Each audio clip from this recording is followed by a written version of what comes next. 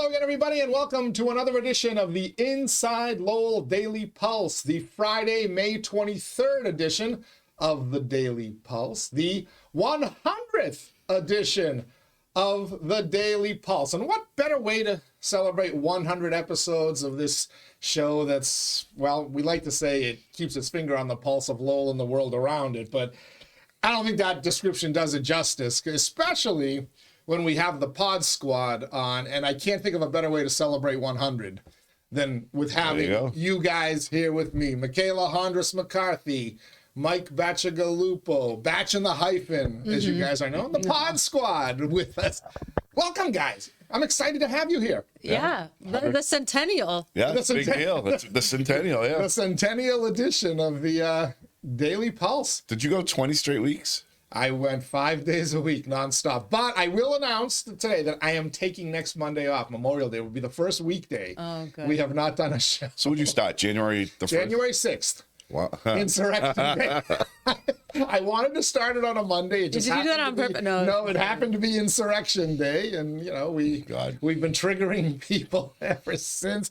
Gonna trigger people a little bit more today. We got a lot to talk about. We'll talk a little bit about the first 100 of the Daily Pulse. We'll play a little trivia with you guys, see if you know. Oh, nice. The most viewed episodes, the most frequent guests. Oh, nice. On the Daily Pulse. We'll talk about some of the folks who've joined us here on the Daily Pulse.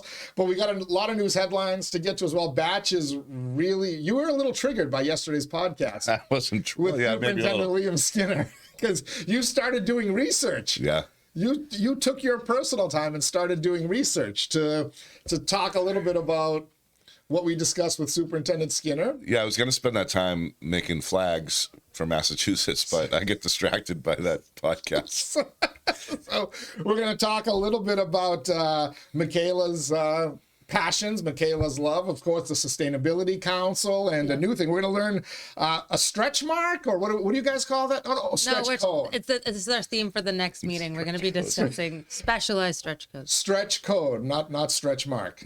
My stretch code is don't stretch before you exercise. You'll get hurt. But then you don't have to exercise. There you go. We will naturally have a Hondras hug, as we always end our pod squads with. I want to talk about a great news. I stumbled upon this at 6 a.m. when I woke up and started going through my new headlines. It was in the New York Post. Shocked that it wasn't in the Massachusetts media. And it never will be. But I recognize the name of the federal attorney for Massachusetts in the story, and I realized, oh, this is one of our own in Massachusetts. So we're going to talk about this fraudster who managed to do absolutely everything we're told that you're not supposed to be able to do if you've entered the country illegally, including the jackpot one. We'll talk about that. And then we'll also talk a little bit about, they're looking for a new state seal in Massachusetts. Yeah. And I have a suggestion for it. What's wrong with the old one? It's racist. Oh, yeah. It's got a Minuteman. It's racist. I'll tell you why when we get there. We'll get there. Yeah. We're going to get to all of it. We got another thing I did research on. We got a lot to talk about, but first, let me thank our Daily Pulse sponsors. Of course, it begins and ends with our buddy Real Estate Ray Booten. Well, it doesn't end with him, but it begins with him.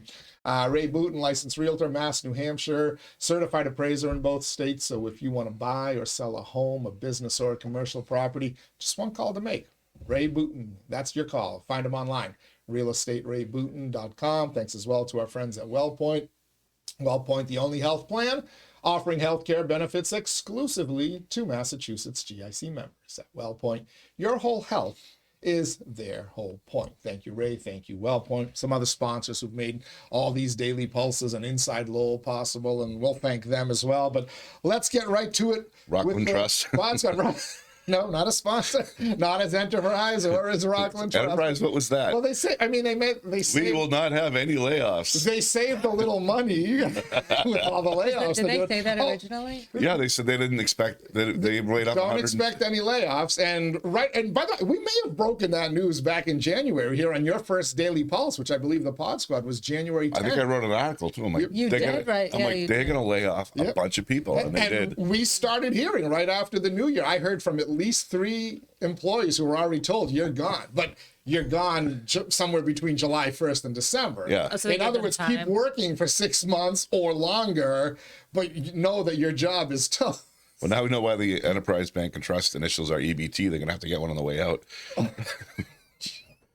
I didn't realize it. What a shame. Local institution torn down. And like for so many years, it's like a staple of downtown. Well, I'm hoping they send. I know they're getting rid of 100 some odd jobs from the downtown, but Right. hopefully they'll send a few of their execs from other locations into Lowell, because we may be their largest community now That's a good in point. their footprint. Like, city of 120,000. Well, Houston's pretty big.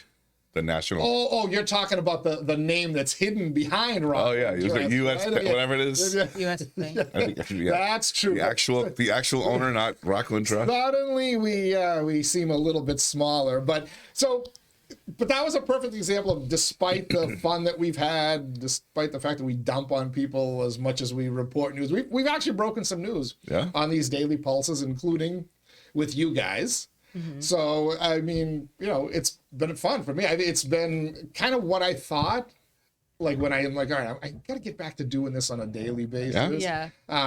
Where it worked out better than I thought in terms of like how it would flow, being able to get guests to come on in here and stuff. Yeah. Not much more different than radio. The next One big difference.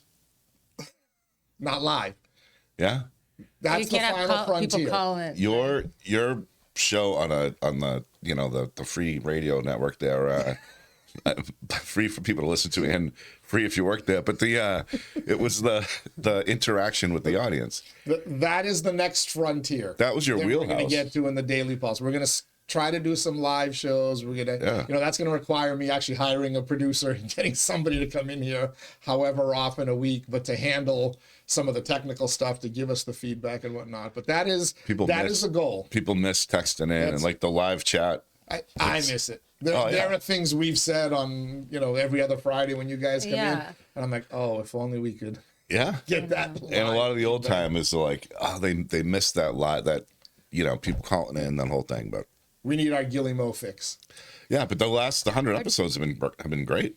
Yeah. So- and it is nice to be able to like look at it on demand, like That is on your great. own schedule. It's great, but the live stuff is like, Sure. Well, nothing beats live. yeah, It there's really something does. about that makes you feel more connected. So, and the good thing is here, even if we do a live show, we'll be able to download it and save it. So even if you can't catch it live, you'll be able to watch it afterwards. Yeah. Unlike, the station. Said it once, it goes away. If you sneeze, then you missed it. It's gone. Yeah. There was a surcharge to save your own episodes, I think. Yeah. Was there really? Oh. So do you need a producer for the live stuff because like someone needs to kind of make sure nothing goes off the rails? to be monitoring the stuff, answering the phone, and whatnot. So. Oh, I see. But the board is set up; it can take phone calls, so we can get a phone number or figure out a way to do it through one of our phones. Okay, in we the can interim. find someone to do like a retired person or Well, something. I might have to put out an APB on Joe.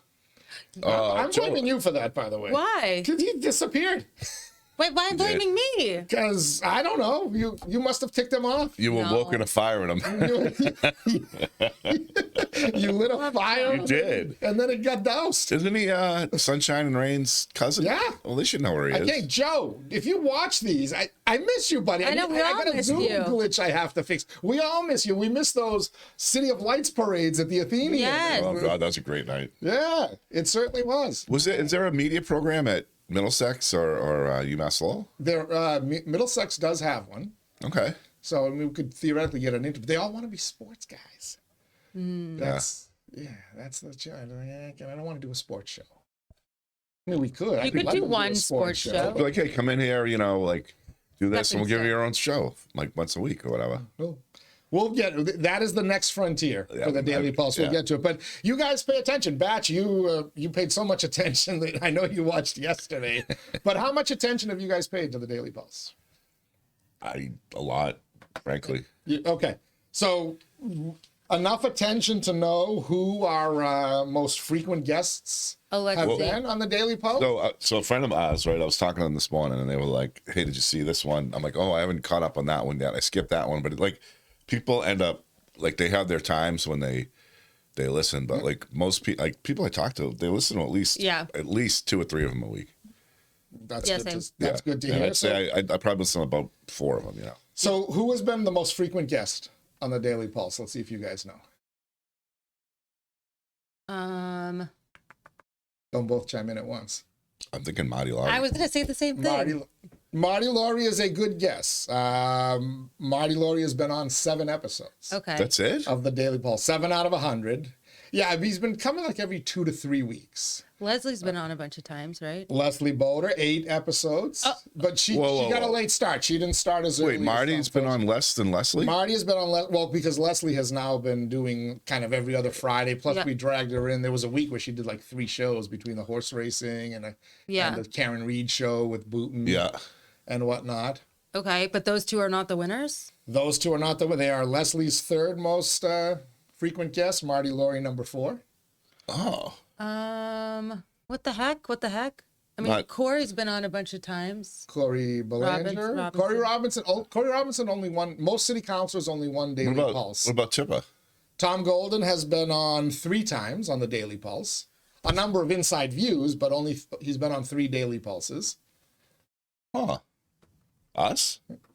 Well, yeah. Is it? Were we? Oh, it's Take us. a bow, you two. Oh, it's us. All right.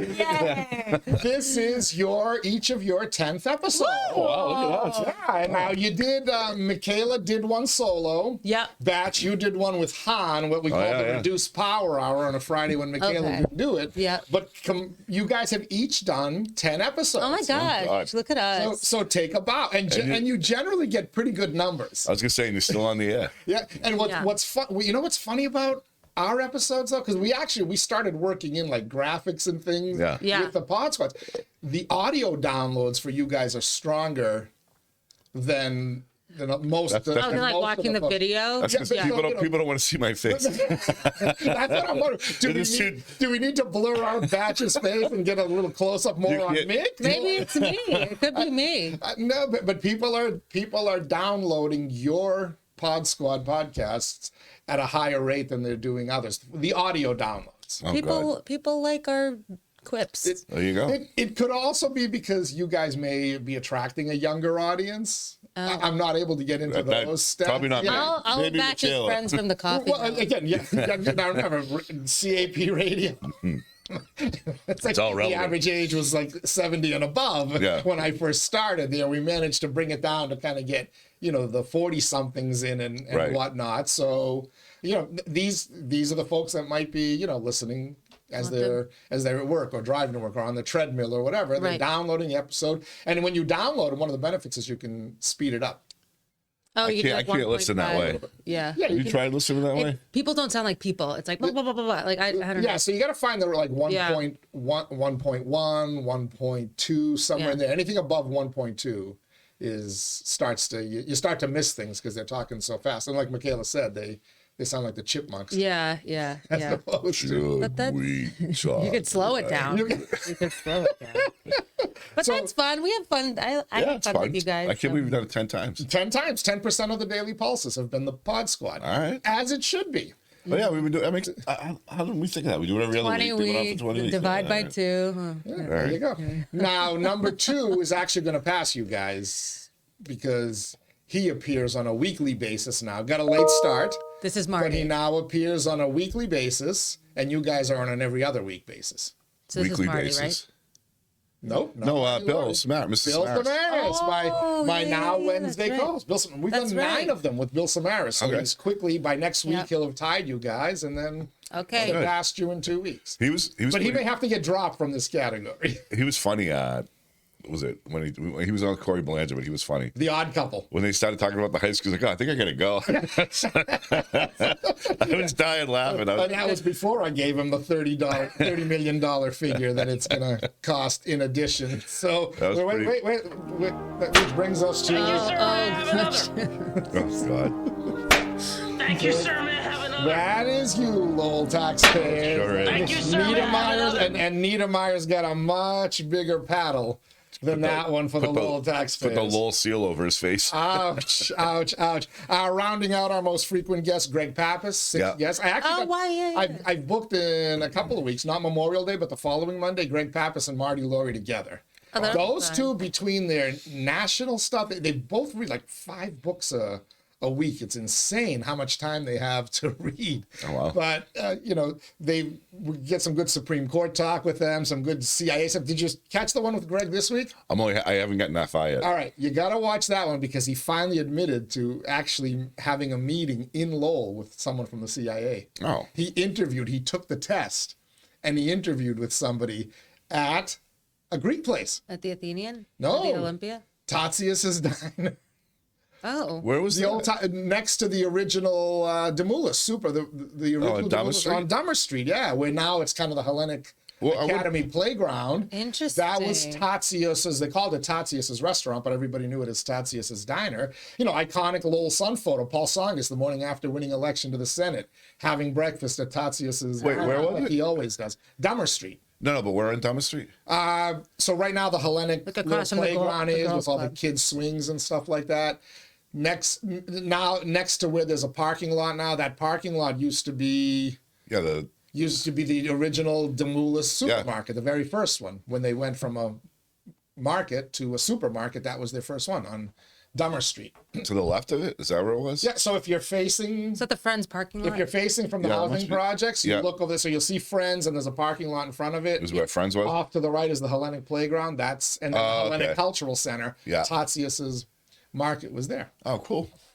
So A little bit of history. The remember CIA was meeting in Lowell. Greg did admit to interviewing a guy. You got to watch the podcast. He tells a great story. The guy like holding a newspaper in front of his face so nobody could see him.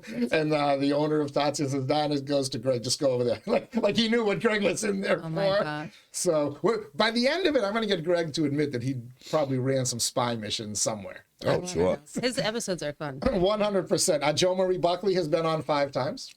Talking about Tewksbury, but also Karen Reed trial and stuff. She's friggin' funny. She is funny, and she does not hold back. She's like a female version of you, except with like serious news stuff. I gotta find out who this. I gotta go back and watch the guy that was on from Tewksbury that she was Mark Kratman. that she's feuding with to find out what's that all about. I gotta try to. I haven't reached out to Mark yet, but I want to try to set up the two of them together. I think that would be gold. They don't like each other? No, Did you hear- not at all. So I didn't hear about. So I was. You would love that. Not at all. I went So I to. want to get him here. You guys like each other. Let's go. I went to pick up my cousin. We were going to Boston last Friday, and I'm driving around out there, and there's always signs for no Can't lithium, whatever. And I'm like, what the hell does Tewksbury care about lithium batteries? Turns out I didn't realize they were building a lithium battery plant or something. Yeah. And I'm like, why is that news in Lowell? Kind of like if that thing blows, it's going to affect Lowell too. Like I haven't heard a thing about it. I haven't either, actually. I was the received first a I'm hearing random about phone it. And she was call talking from about it, some that's why. lady telling me about it. She goes, I'm nervous about this. She said, you don't have to call me back, but I'm nervous about it. I couldn't understand. I couldn't make out the name, but I don't know. I don't know how she got my number. She obviously did from somebody, but I mean, a battery factory sounds like something that you don't want near you, right? Like a lot of heavy metals, a lot of. I don't know. Power about, plants. There's a huge substation next to Cross Point. Like there's like lots of stuff that can blow up there's an around us active all nuclear reactor the in time. Lowell. Yeah, exactly. That's probably the safest thing. Exactly. That's where they put. I mean, this all of Lowell is a brownfield site. So. We have huge data centers, like very like urban areas. Like, I know, next to, like, but- houses, like, and these are using tons of power every day. No, but I'm just saying with the lithium, like they could. I don't think it's super stable, right? They only When blow up in scooters. The Okay. lithium batteries. No, right. The ones that are made. Liam Skinner has been with us 5 times. Melanie Gilbert 4. Liam Skinner will be a monthly guest. Oh, you haven't had her on in a while, right, Melanie? She's coming in next week. As a matter of Nice. fact, she's reading the Jake Tapper Biden book. Oh, really? Original Sin. Yeah, and she now Melanie Gilbert. You've read her stuff in the column, right? Yeah. She's a little bit off to the left on most issues. She said, makes you wonder who was running the country. Well, I'll tell you this: of all the people that have been on the Daily Pulse, right? That's the one that having her on. Now I read her stories with a different. Because you know her, you know her personality. Yeah, before I read like them like she was some kind of lefty lunatic, and now I read them I can read when I read it. It's got a little different voice to it. Her Daily Pulse persona, as opposed to her Sunday column persona, are complete opposites, aren't they? Oh yeah. She's way more moderate. Yeah, she is, and that's, by the way, the one that's here is the one I've had off record conversations with dozens of times. That's the one that I found. But man, when she writes, I don't know if it's because the stuff that follows her from Peter Courier just completely goes over the top, but she's far more, dare I say, rational than everybody else over there at the Sun right now. Or maybe you're reading things in the Sun with a certain bias of your own. That's what I'm saying. Yeah, which she proved on a Daily Pulse, because I interpreted a story that she wrote about one of the homeless encampments, and she came on here and she said, "Well, no, I'm sorry, I gave that impression," and then she clarified what she read, and it made perfect sense. But you're right, the reader reads. That's why you never communicate to somebody by email, because the way they read it may not be the way you wrote it. Right. Behind it. Right. And you have to check your own personal biases when you're reading something in a certain publication. You say, oh, this is New York Times, I don't believe, or whatever it is, or oh, this is Fox News. Like, we all have our interest. So this is why it's good to, this is a very good medium for having conversations. That's why it's good to talk to people, especially people you disagree with. Before I leave the guests topic, other notable guests, we've had Congresswoman Lori Trahan on once. We got to get her back on. That was because I have to pick on her a little. Stock tips. No, that's Nancy Pelosi. We can't get Pelosi on. State Auditor Diana Zoglio. That was on good. A couple of times. Yeah, she's due for a couple, because I think she's alleging criminal. Are we going to talk about that later at some point? We can talk about anything you want. Right. We'll get to everything. We'll talk about that. What she's basically talking about, criminal activity, illegal activity by the governor. Yeah, State Rep Rodney Elliott has been on twice. State Rep Tara Hong had an appearance that's been very highly viewed. City Manager Tom Golden, his podcasts are always, he's done 3 Daily Pulses. He always gets good things. Plus, with him, I use the things he says there, I link it to future stories. Like, he told us about the tax increase being only 2.5%. Or, well, they want it to only be 2.5%. Right. Schools may have something to say about that. Yeah. If the school committee gets it, say it'll be a 27% tax increase on the residents. Lowell City Councilors have all been on once. I've had the mayor on twice, Corey Belanger twice. And so I have to cut them off pretty soon because it's election season. But Lee Gittier has been on. What do you mean cut them off? You can't. I don't. So you don't want to show favor? As we're going into election season, no, I don't. They get enough free publicity on Tuesday nights. They don't need any. Oh, I see. Anymore. So I try to be fair to all the candidates. They can't be on anymore once we get into election season. Lee was good. That was a good one. Lee Gittier was very good. He's coming back. Eric was good next week for an episode. Eric Gittier. So Jerry Nutter was on too, but Jerry has a way of getting himself in trouble, so he can't. He can't come in too often. But my favorite ones that I've done: Lee Gittier, Eric Gittier, and yesterday's with Liam Skinner. Oh, nice. Lee, because he basically was openly defying Governor Healy. Eric, because we had a good back and forth debate. And Liam Skinner, because yesterday I in essence kind of debated him on things. Yeah. He challenged, he pushed back. He told me some of my numbers were, BS and whatnot, which I'm not sure I agree with, but we'll kind of leave it at that. I wonder what Lee thinks. So they had that announcement from the state on the Greater Lowell. The committees, right? The vocational, the lotteries, They're enacting the lotteries. Be upset about He said he will vote no. I believe from talking to another member of the vocational school committee that there is another no vote. I think they're going to openly defy the governor and not. Good. There's a chance they openly defy the governor and not hold a lottery. Can they do that? I don't know. But defiance seems to be the thing from Washington, D.C. down to Beacon Hill, right? MBTA communities. People are openly defying the governor on that. So that's the new thing. Insurrections everywhere. Well, insurrections are trendy, aren't they? Well, the vote thing, what was really interesting is that when you look at the public hearing, so many people were saying, keep it the way it is. The majority of the public, were saying keep it the way it is. Some of the rationale for changing it was, underserved people and all that stuff. But when you look at the vote, or whatever you call it, what are you supposed to call it? The Greater Lowell Regional Technical High School. Yeah, so GLTHS. Okay, so the vote, when you look at it in the Greater Lowell, it's very diverse. Like, there's no issue in diversity. Like, it's fine. There's no reason to mess with it, and it's working. And the Department of Education, or whatever, DESE, whatever, I think they call it DESE because it rhymes with messy, because they can mess anything up. take something that's working and just break it, right? Like, why would you mess with what they're doing, right? So Or get in the vote Because the now. largest voting bloc gets upset that they may lose their chunk of money. And someday somebody may force them to cut back to match the number of students they've lost to vocational and charter schools. well, I'm so that's me being a cynic. I well, apologize. there's that. But I mean, the other thing too is like maybe nobody likes solutions, really, right? But the Yeah, but I mean, if you solve something, that your job goes out of biz, doesn't it? but instead of changing the lottery system, why don't you target the schools that aren't really representative of their the towns that are in it, right? And say, hey, you guys got to really work on making this more reflective of the community.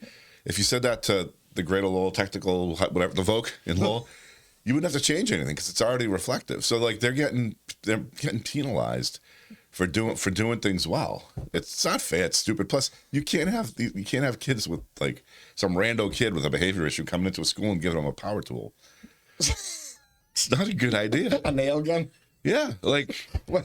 Come on, you know? Yeah. Or a kid with no attendance, right? Like the kid with You want people to actually show up to this. I get both sides of it. Like you don't want to like leave kids behind, but you also do want a high school that students coming up in public schools in Lowell have aspirations to get into, so they apply themselves more in K through 8th grade. Like you want that to be a goal, and like these kids don't have to spend money on college because they have trained vocations, and like that's what you want. You want good workforce development for these trades to funnel into. Like I feel like they're doing a very good job with that, like all across the board. So yeah, I hope they vote no.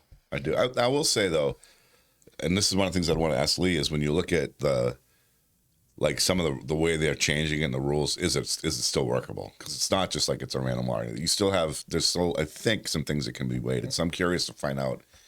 Is there still some control? Because like, why do we have to let everybody into everything? Like seriously, you know? We'll find out next week. We'll have Lee Gidget. I mean, you can't you'll have him on next week. He's going to be on next week. Oh, you great. can't have somebody with no legs in a 3-legged race, right? There's just everything can't work for everybody. Only Mikhail had to digest that one for a second. People have. Not everybody fits everywhere, right? We'll talk a little bit more about education because Batch wants to take on Liam Skinner. No, I'm not taking on Liam Skinner. No. Come on, or the public school department. But if I asked you, what was the most viewed episode of the Daily Pulse? I would say the Corey Robinson one was like a very like hot topic. Viewed/downloaded. Daily Pulse, I should say, because I combine the numbers. I knew this one. If you watch the Daily Pulse regularly, you would have heard this, by the way. Oh, there's a nugget in there. Wasn't it one of the? I think it was the first Tom Golden one. At one point, it was. Okay. But then on March 17th. Oh, wait, no, I know. Oh, March 17th. March 17th, St. Patrick's Day.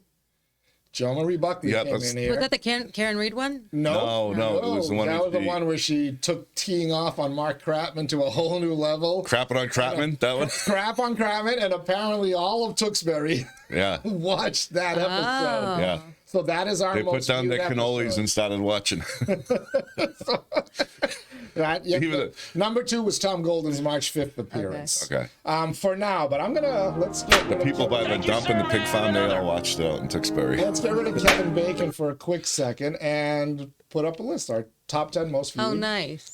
Daily Pulse episodes. Oh, and Joe Liam was Marie the Buckley, most. Tom Golden. Now, I highlighted Liam Skinner there because that was less than 24 hours ago. So he might be number one. And by the way, he's passed. Now, the Corey Robinson there is not the one with Corey Robinson addressing the incident. Oh, that would have been my guess. This is Corey Robinson as just city councilor coming in to cool. talk about city issues. Yeah, he was good on that one. The one of Corey Robinson talking about the incident with that led to his criminal charges. That's been our most viewed podcast ever, except for our live election night shows. Have you had Rookie in? How many times have you had? Wait, so that's your most.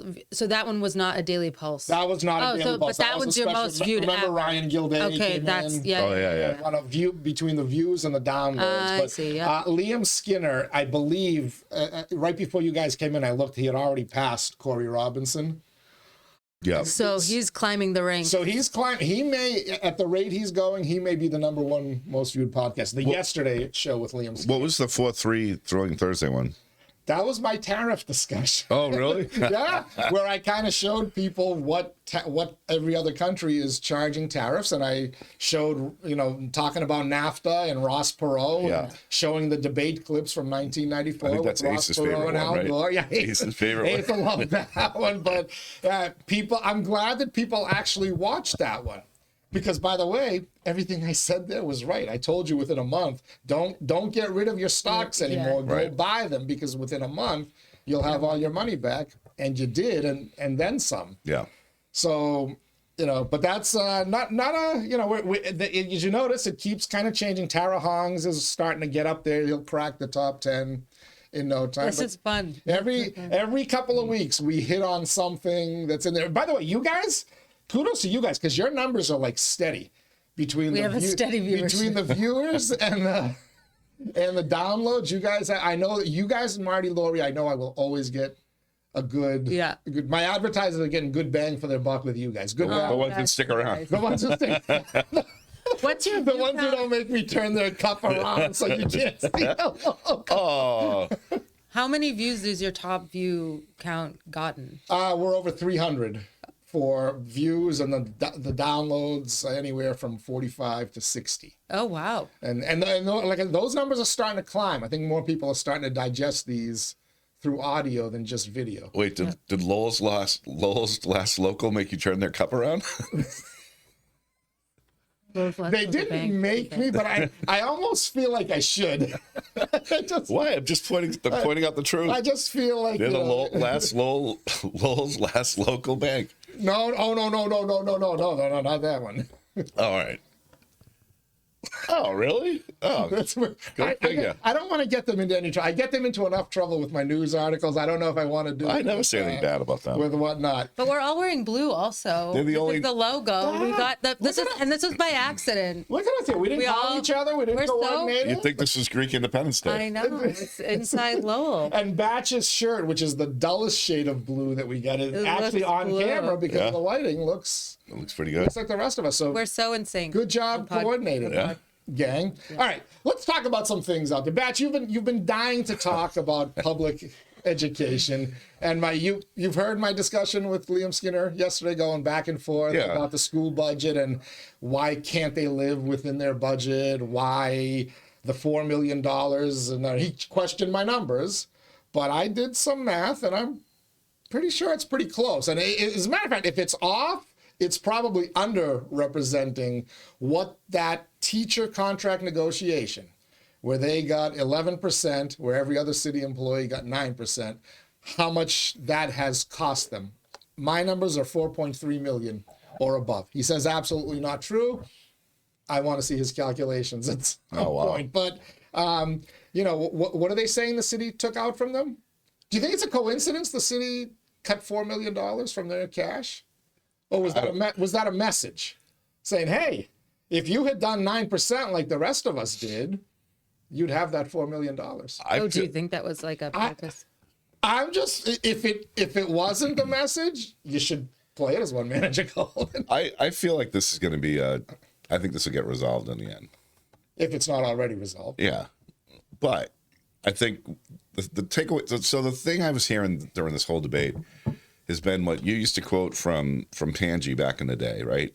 I forget I'm paraphrasing here, but it was basically, what did he say? The private sector can no longer afford the public sector. That was in 2010s. And I said, because he was talking about cutting, government needs to shrink. And I said, you're kind of walk, this is sacred ground that you're talking about. And he said, sacred ground has become shifting sands. Right. Now, we haven't gotten there yet. So It's been poetic. 15 years. That was 15 years ago, right? And we haven't gotten there yet, but But you look at public education. it's coming. Public education, I think, is becoming unaffordable for cities, right? And in this whole debate, now there was one thing that came up. How so? Huh?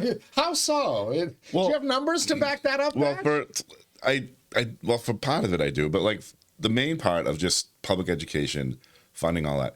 The one thing I wasn't hearing was any creative ideas of how to get costs down. It's about why we need more money, why we need to do this, why we need to keep everything the same, but with more money.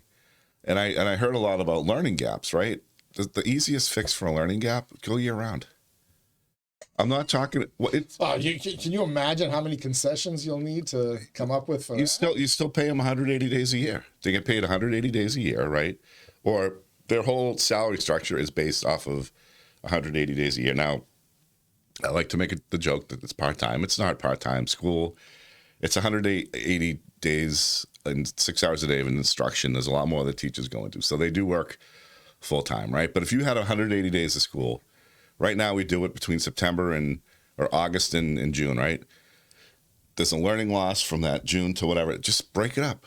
Give the kids a month off. Give them a month off. Change the entire schedule, and then that way, what about in the summer? Like, I don't know, maybe take them outside or put some HVAC in the schools, and then maintain it by coordinating maintenance. But that's a whole other story. But like that sounds like maintenance of effort. But I mean, there's that. Like, that's simple. Or neighborhood schools, cut down on the transportation costs, or like. Yeah, you bullshit. Massachusetts, no judge is going to allow you to do that. And the neighborhoods. You're talking about a cultural shift that's decades away. The neighborhoods in Lowell are diverse enough. I listen to John Dakota. Sure. He's not. I know technically at the time he wasn't considered a professional. He wasn't an expert. Yeah. And it's like those are things those are the things we should be looking at to cut costs. Also, the special ed thing, like how can we consolidate these services, right? I think they're working on some of that. Consolidate special ed services? Yeah, I mean, how would you do that? Well, a lot of them they're going to be bringing into Lowell with a new school they bought, the former Jeanne d'Arc school. And now they're going to call it 𝐓𝐡𝐶 school, but really? that will be significant savings, I believe, going forward. Or at least they told us that. Plus, it could be a revenue generator because other communities would send their kids here as well, and Lowell can get some money for that. No, I know it's like you're not supposed to do this anymore, but I would look at homogeneous grouping. I know you're not supposed to do it anymore, but something. What homogeneous grouping? So like, remember, I don't know if they had this when you were a kid, but we had like 8-1, 8-2, 8-3. Oh, like classes like for kids that were excelling and classes that were kids like were learning different things. Kids were going to the Volk back when the Volk was for kids. Like we had 8-1 through 8-5, right? So you had, now it's kind of like the kids that would have been in all those different levels are all mixed together. They don't have like AP classes anymore? I'm talking more like junior high and elementary, but especially junior high. And in high school, it's kind of, I mean, I don't know if they still, I think they still have AP and all that, but like if you need, like, have the paras, instead of having like a para in each class, you'd only need like, maybe you'd have like 2 paras in one class. Like there's just other creative ways to get this stuff done. Sure. Now, I don't know anything about education, right? Supposedly, but do we talk about this stuff? No, it's just we need more. Well, I was thinking of you. The ghost of Mike Bacigalupo appeared on yesterday's podcast when we were talking about early education. And the superintendent was talking about the importance of it and how he has data that kids who would go to the Lowell Public Schools education are ahead of where kids who don't go to the early education, the pre-K as it's known. And I talked about, there are other preschool programs out there that are more cost effective and I'll say efficient. And he agreed there are many out there, good partners, but their kids aren't as advanced as the kids who go through the Lowell Public School System's preschool program and then get into kindergarten. You want to address that? Yeah, because I mean, the myth, and it is a myth, is that... Oh, wrong camera. That, when you have... If you create a pre-K, a public pre-K system, right, that's going to help kids be more school ready. And a lot of studies, first of all, there were studies from way back that showed Head Start, like the loss, you see a loss after 3rd grade. The initial impact doesn't really last. And they did a big study, and the latest one I saw was a big study in Tennessee, and they created an entire statewide pre-K program, mostly for poor kids. And by the time they get to 3rd grade, most of the gains have been lost. And you look at how long ago was it? I think it was. Run that back again. What happens? The gains are lost, and it's they start preschool, public school pre-K, and then they go into school, and by the 3rd grade, it's They've lost. lost all the kids. Now, this is not Massachusetts, though, This right? is Tennessee. It's Tennessee, okay. Now so, in Boston, so the argument will be that, well, that's Tennessee. In Massachusetts, that doesn't happen. well, so they compared it to a Boston study, right? Oh, okay. In the Boston study, they showed gains and that the gains did last, but the costs per pupil are like astronomical, right? So the school system's different. So the Boston school system, you're saying, spends more money per Yeah. pupil than maybe the Tennessee school system. no, well they do, yeah, but either way, like it's just it. When you look at it statewide, it was ineffective, right? And they're trying to basically, but I think what's happening is if you have a like childcare, like whether it's center-based childcare or family-based childcare, way more cost-effective. The rate is I think for family childcare, it's $60 a day, and it's per day. You don't pay this person for the whole year. It's way more cost-effective, and it's 260 days a year. It's it's 8 to 10 hours a day, so you get like that all that care. It's way more now. So It's you're saying like government, so like just take the pre-K age instead of sending them to Public schools. funded pre-K Expand. school, expand home-based or center-based. home-based, center-based, outside of the public schools, but and fund that with you public don't. funds, Well, it already is, but I think what's happening is but not for all children. Don't you there's a have to lot of them in. demonstrate need? Well, yeah, it's all the kids under a certain poverty line.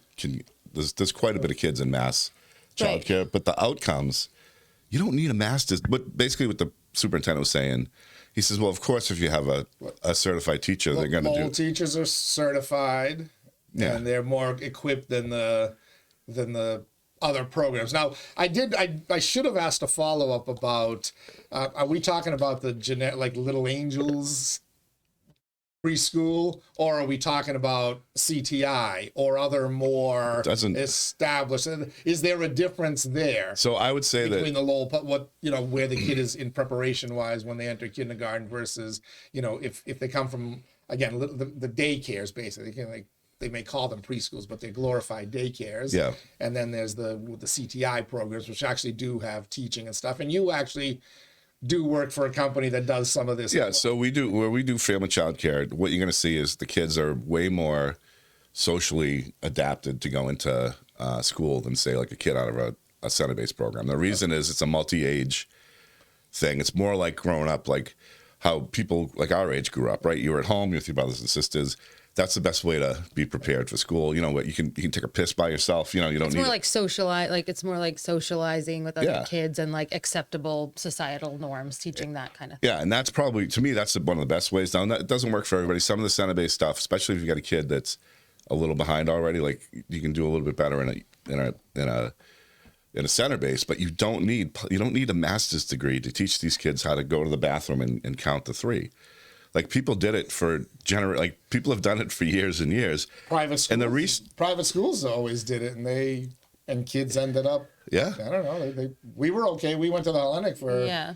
7 years, Yeah. kindergarten through 7. I don't know if you went to preschool. Preschool wasn't a thing when I was around. I didn't. I think kindergarten my mom was a preschool. My mom was doing the preschool. Was I think she? she was trying to develop that preschool program. Well, when you look at the history of kindergarten, right? Nobody used to go to kindergarten, then they started kindergarten part day, then it becomes full day. Like, so you have all this. Every time, like the school department just sees a pot of money, I think, and not the Lowell School Department, but people in education see a pot of money, all this funding. Yeah, no. The Lowell School Department would never. Hundreds and hundreds of millions of dollars that go to subsidized childcare. Of course, they want to go after that, right? They want to create their own little, 4-hour pre-Ks and pay teachers $70,000 a year or more when you can get like way more kids in cheaper and probably have the same results. And there was a survey years ago. I'm going to get you to come in and debate Superintendent Skinner. Well, I've got the research, but they asked I was at a Lowell, I forget what it's called, but it was a bunch of partners from around the city. I love when they use that word. Oh, Partners. yeah, like they did yesterday. Like, well, it's what else? it's What nice other with word would you use? people were going to try to steal your money. Yeah, competitors. For that pot of money. But That's- I don't know. they are competitors. They are competitors, and when you look at it, the kindergarten teacher said the most important thing is that they know how to share and they can go to the bathroom. The rest we can teach them. That's what kindergarten teachers say. That's interesting. But what the people higher up say is that, oh no, we need to we need to expand what we're doing you need a doctorate degree to teach a kid how to pee. No, you don't. Like, you need caregivers that, first of all, you can't teach somebody how to care for children. You either can do it or you can't. And you got to be able to like socialize them and whatever. And like, there is curriculum in childcare. There is. They said that, you know, like he mentioned a partner organization, Acre. They do evaluations. They do, you know, they have curriculum. Like, there's a lot more that goes on than I think people realize. Are the educators, whether they have certificates, master's degrees or not, in programs like yours and CTIs and Acre Family Daycare, are they unionized? They are now, yeah. They are now. Okay, so They're part of SEIU, and SEIU's doing a shitty job with them. I would definitely go over that. I think they should go to IBEW Local 2321. They should call Paul George's. They should. No, I would never do it because you never have to make a concession. Well, the thing, like, or you could just threaten to go on strike and everybody will cave. I'm telling you, kids that are in subsidized childcare do really well. And the school department coming in, it would, first of all, what it would leave is that people would leave the industry and you'd have no way to cover the summers. Because God forbid you go to school year round. You'd have no, like, there's like the beginning of the day, the end of the day. They're in childcare the whole time the parent works. They're learning. And it's so much more affordable than if you created a whole other 2 grade levels in the public school. Why would we give these people more money when they have shown they don't know how to? So if we did that, right? If so, would that take away the ability for people to run those like kind of like decentralized daycare locations in their own homes? Like, So, or would it be like what you'd create is you'd have a lot of them would go out of business because they're going to get paid less. They'll get like a part-time rate instead of a full-time rate. Really? Kids will be coming in, leaving. Like, what we saw in Boston is that when Boston went to a large, you know, pre-K program, it decimated the childcare industry. So and so that's because they were getting paid less. people got out of the business. They got out of the business because they didn't like the new system or whatever. It wasn't The demand was gone, and the cost went way up for you know, the taxpayers, and then parents had no way to put their kids. All right, you said costs. We actually have a graph that you were kind enough to supply. Let's take this one down, and let's check Batch's education spending chart per year. There was a noticeable spike there in 2000. That was the Ed Reform Act, wasn't it? At the turn of the century, George W. Bush, from Senator Ted Kennedy 32.6 to 192. So I would think that the progress must match that. And then it's kind of started to slide down a little. We saw some fluctuation there with COVID, which was probably ESSER money. But in terms of outcomes, are we getting better outcomes with our students today than we were in 2000? I would think they should follow that graph at least somewhat. The outcomes should follow that, right? You would think. Let's check. Well, let's look and see if around 2000 we start to see a straight up Mount Everest type vertical climb, shall we? Oh no, it actually kind of looks kind of flat there in 2000. I mean, there's an incline from where we were in 1971. A little bit. If you look closely enough. But, and by the way, the drop at the end there, 20 to 2022, that's COVID related, which nobody was going to school. Right. Which is, by the way, you know, another sticking point. They want more money to deal with the problem that they created because they refused to go to school. Right. And when they did, they masked the kids up to the point where no kid wanted to deal with the crap. Yeah. And kids aren't stupid. They instinctively can kind of tell when they're not wanted. You know, and the interesting thing about that Tennessee study that I was talking about is that, or the study out of Tennessee, when they looked at, what was created, the program was like preschool, public school, sitting around in a classroom, getting lectured to, whatever, right? Not necessarily sitting around, but like it's standard like school stuff, right? And they looked at like what do the wealthy people do with their kids, right? It's all play-based education. That's probably the most effective thing for preschool is play-based education. And that's not what they're talking about doing. If you want play-based education, what's better than a center-based program or a family childcare program? That's all. But I think it's typical of public schools or government in general is that nobody wants to solve the problems. No, they just want to maintain the money train shuts off. Yeah. So make a problem disappear, the funding for that problem disappears. Has part of that increase in spending also had to deal with like population growth? Because let's call it up again. Like this, I think it's per student. This graph's says funding levels per student went from just under 12K, like 10,000 per student, to a little bit above What's the starting 12,000 year? per student. 1995 to 2015. Okay, well, It's about 15,000 in Lowell, by the way. But I mean, look, if you see us, so in 2000, the That's a United crazy- States government, yeah. George W. Bush, Republican, and Ted Kennedy, Democrat, I think they were the two big movers on ed reform. Mm-hmm. And they said, we got to start dedicating more money to our education. which I agree with 100%. Which it sounds great. It's for the kids. It's for the kids. And we know right? more now than we did in 1971, that's for sure. And you can see it within 10 years, we went from 32.6 billion spent on public education to 192.3 billion. Right. And then we did a gradual little decline. And all the wailing about cuts and cuts and cuts is about that. But when you see something like that, you would expect the results. They may lag a little, but the results should have a similar increase, or at least a gradual increase. Well, depending on what your goals are. Like if your goals are specifically better test scores or better Well, math and reading, I outcomes. think, are two good things to look Yeah, at. but it's also like they may have provided like a different nutrition program, and they may have provided different level of services. Like they may have expanded school hours or transportation or whatever it is too. So like there's other things that might go into that budget that are not specific to testing. Very good point. Very good point. So a lot of that 192 million could be, transportation. It could be Not- they provided buses now and they didn't before. I don't know. Yeah, that's I true. don't know. I don't know what it was. I mean, I think school lunches. Free food for every student, school including the one lunches. whose parents are millionaires. I mean, what I hear from Yes. what I hear from teachers a lot is that, first of all, like I know the curriculums change all the time, which I think is unnecessary, and I know that discipline has been a huge issue, and Yes. so I think when you look at the money that's been invested, I don't think it's in the per pupil, like I think I had like 30 something kids in my class growing up. Mm-hmm. I mean, that's kind of ridiculous, We right? did. Yeah. But guess what? If we got out of line, you get whacked. You Teacher know? could handle it. Yeah, and now That's all not that stuff an is ideal. No, but- now that students are whacking the teachers. right. I think there's Okay. Being a teacher these there's a days, lot wrong. I like Exactly. I- I don't think you could pay me enough to do it. But the Yeah. more money you give them, it's like the more they break it. Seriously, I'm not saying you cut it. I'm not saying you cut it, but like, So- let's. Also, that chart wasn't like the time the internet happened. Also, so like they're probably spending more money on like computers and stuff like that. Hey, You Which- guys saying and by the way, why- technology in school. I wouldn't even stuff like that. bother. I wouldn't even bring a computer into the school. But the technology's supposed to help, right?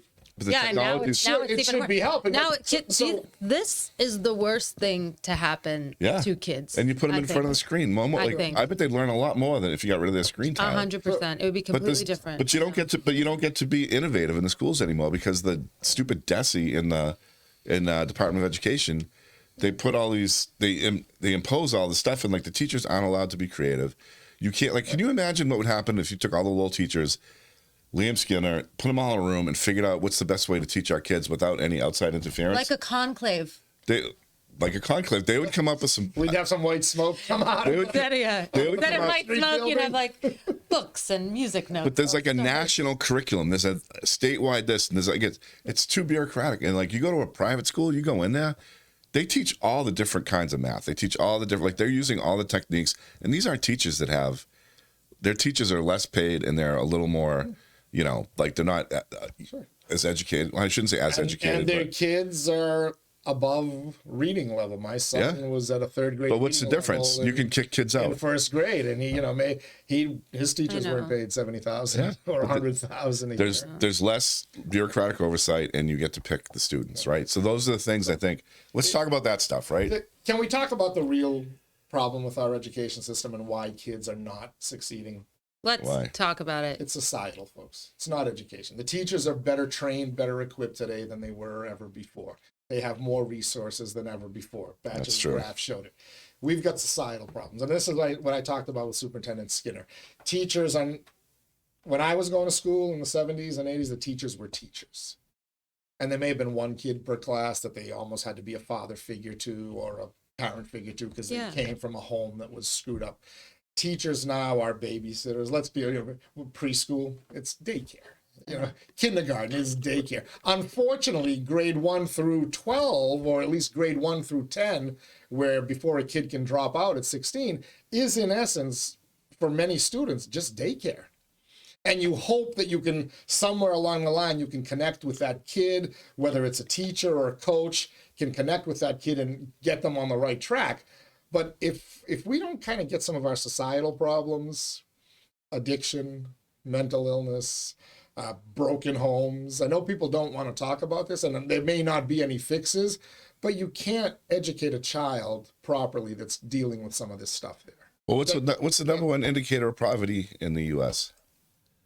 Education. Being a single mom, or being a child of like single parents. You have a baby out of wedlock or whatever. Not out of wedlock. What are we in like? I don't mean that. Did we go back? Murphy Brown. Like, did I bring up my horse and buggy somewhere? No. What's going on? Out of wedlock? Who says that anymore? What's called out of wedlock? Wait, I think I'm going to make up a new term. Unsupported parent, right? So a single parent that's just on her own or his own. Or their own. You could just say a single parent. You don't have to say like out of wedlock. No, let's be honest. It's usually her own. Men, you're fucked up. Sorry. You have like that. If you want to be Get poor, your shit together. You can make the baby. You gotta take responsibility for the baby and help, not just. Yeah, you want to be poor, have a baby, and just have it on one income. That's how you be poor. There are a lot of successful single mothers out there, but it is hard. I mean, I'm not saying they're not, but generally it's a lot harder than if you have two engaged parents in the household. Yeah. My wife works her freaking tail off. Yeah. I work a lot of hours, but I'm fortunate enough my schedule is more flexible. Yeah. So I pick up the kids from school, and we spend an hour. You guys are actually a great example with my kids. I'm doing the homework with my son every single day. It's important, and it shows. Some of these poor kids they may not have an adult at home. Right. To watch them when they come home, or an older sibling. But again, you want to have a 13-year-old raising a 7-year-old. I don't know what the answers are, by the way, and I don't pretend to know it, other than, moms and dads have to start taking responsibility. And if you can make the kid, then you've got to start to do some sacrifice. Especially the dads. To raise that kid, especially the dads, who are the ones most often absent. Yeah. So, but can you fix that? I don't care how much money you throw at that kid's not getting fixed. Right. You may save one. Yeah. I think there's a lot of success stories out there of kids that have like risen above adversity, and like I don't know what the magic ingredient is to that, but superhuman effort of the parent, though. There's the single mom went above and beyond to make sure. Or even despite sometimes a lack of that, you find some, like maybe they had a mentor, or maybe something happened where they're like, I'm never going to end up like this, or whatever it is. You do have those success stories. I think I cannot imagine how hard it is to be a student these days or a teacher these days when you have cell phones in schools. Like, and then you have parents that are like, well, I want to reach my kid if anything happens. Like, they're in the school system, they're fine. Like, if you have like, these things are meant to like hijack your whole dopamine response. Like, you can't, how do you expect these kids to sit inside these schools for however like long every day and pay attention to lessons when they have like, and then they go home and like, it's like, just like, scrolling. Like their brains are so different than ours were when we didn't have these in our lives as kids. It's true. Like learning is a completely different animal these days because you're competing with phones that are engineered to just completely distract you, completely like your attention. Like you can't compare the two, and like you need to get the phones out of school. 100% agree. 110% agree. I don't see why you wouldn't. I'm like, what are the arguments against? Leave the stupid phones, like get a bag, take all the phones during class, get your phone when you leave. More and more states are making that a requirement. Remember when it was such a big deal at Lowell High? There was an attempted student revolt because they said leave your phone in a basket when you go in and out of a classroom. Yeah. And now there are states that are outright banning it. So, which is good. Hopefully Massachusetts joins in, but the kids will be fine. And there's technology. We weren't going to school when the threat of nuclear war. Our mom and dad didn't need to get a hold of me between 8 and 2, right? Or they call the office. You call the office, and then the office calls you out of class. Like there's technology now of like bags you could put your phone in, and like as soon as you cross the threshold, the bag locks. invest some money in that. So the kids have their phone on them, but the bag is locked. Yeah. All right, there we go. Maybe we should run for school committee. Well, yeah. No, there's plenty of good people. Plenty of good people. All right. I don't understand those people right now either. I want to, first of all, I forgot to thank all of my Daily Pulse sponsors. Look at that, almost an hour in. Sorry. Thank you don't be sorry. I love chatting with you guys. Thank you to Ray Booten, licensed realtor, Massa, New Hampshire. Find him online, realestaterayBooten.com. Thank you to WellPoint at WellPoint. Your whole health is their whole point. Washington Savings Bank, banking that feels like home. Make the switch now to Washington Savings Bank. TMI Properties, quality and value at every price point. Find your perfect space with TMI. Mahoney Oil, providing warmth and protection. A Greater Lowell, Southern New Hampshire since 1925. Fuel your summer travels with Mahoney Oil, conveniently located right off the Lowell Connector. The Greater Lowell Community Foundation, improving the quality of life in our communities through strategic, impactful philanthropy. Francis E. Prevention Insurance, the agency Greater Lowell is counted on since 1982. And by the Massachusetts Pirates, bringing all the hard-hitting action and excitement of arena football to the Mill City. Next Thursday night, May 29th, Pirates' next home game. All right. Story I woke up to this morning. Oh, this is fantastic. Validated so much of what I and many others have been saying forever. And, well, because you keep hearing, what's the message been this week as the Republicans have passed the big, beautiful bill, as Donald Trump calls it. They're kicking 14 million people off Medicaid. Now, some people confuse Medicare and Medicaid. You know, Medicare, while it probably has some level of fraud, is one program, but the real fraud is in Medicaid, is what we're told. They're kicking 14 million people off Medicaid. They're also giving the super wealthy a shit ton of money too, which I don't love. I wonder if they're going to change that narrative to they're kicking 13,999,999 people off of Medicaid, because there was a story in the New York Post that talked about a Colombian woman living illegally in the United States, lived under a stolen identity for more than 2 decades. Jesus.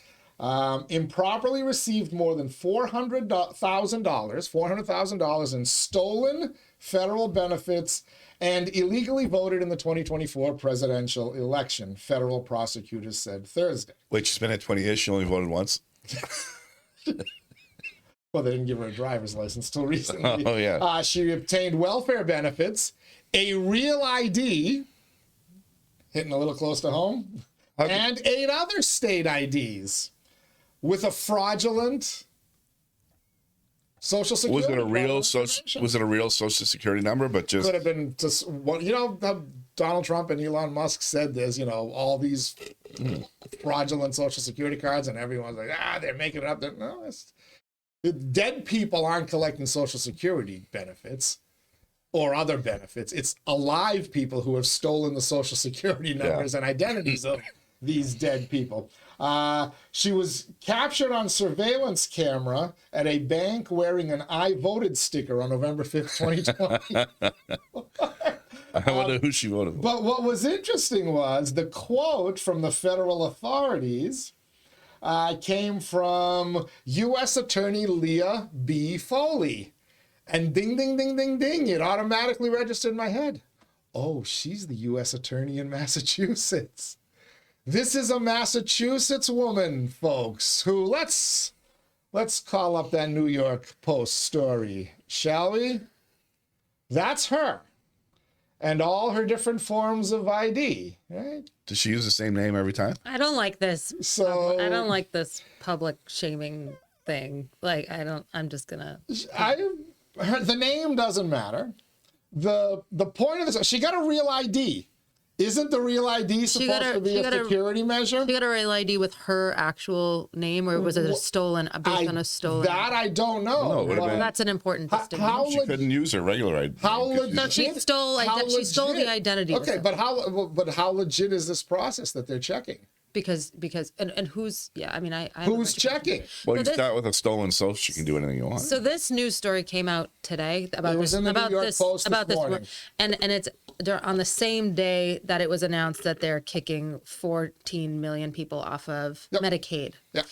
So maybe does that they're only seem kicking 13,999,000. but do you think that's like a coincidence to push a certain narrative that people that are on so that everybody can kind of like be like, oh well, they're kicking 14 million people off of Medicaid. It's all people like this who's stealing all our taxpayer dollars. And oh, by the way, like who cares about rich people getting more tax benefits? We're kicking illegal people or whatever off of Medicaid. Which tax benefits are the rich people getting, by the way? I know that's a popular narrative, but other than the Trump tax cuts, they're not really getting tax cuts. The Trump tax cuts from 2017, which, by the way, Biden and a democratically controlled Congress from 2021 through January of 2023 never rolled back because they knew it was good for the country. The corporate tax. They had a chance. They made it 21%. Yeah. But yeah, I mean the servers, no tips, no tax on tips for servers. Is that are billionaires? Is Elon Musk waiting tables? How about no tax on Social Security? Who's benefiting from that? Those are good. Those are good. Yeah. So why is the narrative that they're kicking 14 million people off Medicaid and they're giving all the money to Elon Musk? This woman's on Medicaid. I guarantee you 100% she's on Medicaid. She received, let me tell you what she received. $259,589 in Section 8 rental assistance from October 11th through January 2025. Well, I mean, 14 years in Section 8 housing. But it's not, nobody said get a job. But this isn't surprising that there's nobody said what's your real identity. Like that's the weird. Yeah, let's assume weird. Let's assume she's here legally and she's using a real identity. Section 8 housing for 14 years? Oh, yeah, that's part of the... Isn't the point to get you... No. We'll help you when you need help, but at some point we've got to... poverty. Let's get a GED if you don't have one. Let's get an associate's degree if you don't have one. Let's better yourself so you don't have to live in Section 8 housing and you can make room for the next person. Teddy, Isn't that what the point is? Would you rather have somebody come to your restaurant once or stay there for eternity? Generational poverty is good for business. She received... Here's a little hint for you. She received $101,257 in Social Security disability benefits from July 2014 through January of 2025. So she developed a disability, which meant she didn't have to go get a job. Social Security disability. Now, when they say, again, they say, well, they're cutting 14 million off Medicaid. I don't believe them because of this. She's not alone. There's millions of others like her. But there's also millions of people that rely on Medicaid to survive. Do we know for a fact that these are the ones getting kicked off and not the fraudsters? Has anyone presented that evidence? I mean, you know who the burden should be on to present the evidence is the government to be like, this is exactly... No, the burden should be on the individual. No, it should be this. It should be easy. Hey, here's what you're getting in your news cycle. 14 million people getting kicked off of Medicaid. These are who these people are, so that it's clear to the American people. They are telling you that. But who is it? Donald Trump is telling you that every single time he is asked about it. He's telling you. Elon Musk was telling you who exactly these people are. He didn't give you a name by name list, but he told you we're not touching Medicare. We're touching the fraudsters off Medicaid. We're going after the fraud, waste, and abuse. That's exactly what he says. And nobody will report it, or nobody will at least investigate it to say, all right, how much is accurate? How much is true? But if you are legitimate... There's 78.5 million people enrolled in Medicaid in the United States. Okay. Mass Health is part of Medicaid, by the way. Million. This woman was getting Mass Health, guaranteed. So it's about 21% of the U.S. population. She got $43,348 in Supplemental Nutrition Assistance Program, SNAP, from April 2005 through January of 2025. Look, this woman has been on the dole for 20 years, and nobody once either A, challenged her to get off the dole, or B, tried to create a situation where she can get off the dole. So she claimed a disability. I don't know, maybe she really is disabled. I don't know. But she somehow managed to get into the country illegally, so she wasn't that disabled. There's no question that people abuse the system. And why would you go out and work and get a job when it is pretty easy to get paid to not work in this country. It is. Disincentivized. Thank you for acknowledging. But I think the question should be not. I think the takeaway from this should be, this is why we're kicking people off of Medicaid. It's because we're incentivizing. Like it's because these people are abusing the system. Only people that are abusing the system are getting kicked off. But every time somebody tries to tell you that, you've got politicians who are invested in this probably by the fact that she was able to use her fake driver's license and real ID to actually go out and register to vote and then But that, to me, that's the big story, though. That's the story. So, How so and why where's are you this? seeing so Where's the much person pushback? that she was using the ID for? Right, Why are you that seeing come so much pushback? Why aren't people saying, oh my God, this is egregious?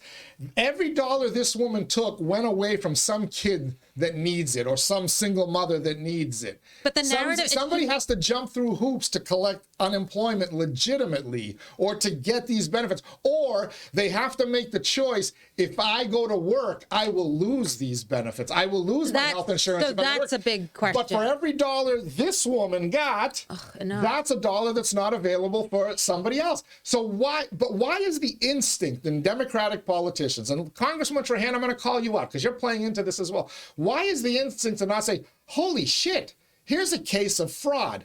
She's not alone.